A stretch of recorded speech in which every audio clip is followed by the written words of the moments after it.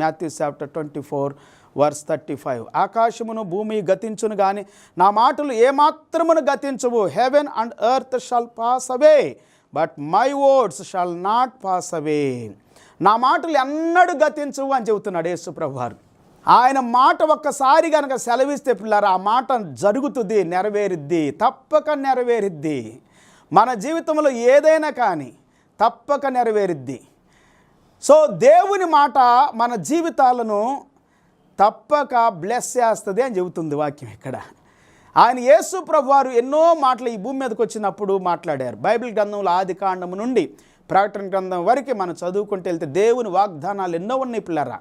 దేవుని మాటను, దేవుని వాగ్దానాన్ని, దేవుడు చేసిన మాటను మనం ఎప్పుడైతే నమ్ముతామో అది మనకు ఆశీర్వాదకరంగా మార్చబడుతుంది. మనుషుల యొక్క మాటలు మనల్ని బాధ పెడతాయి, కొన్నిసార్లు మోసపూరితమైనవి, అబద్ధముతో కూడినటువంటి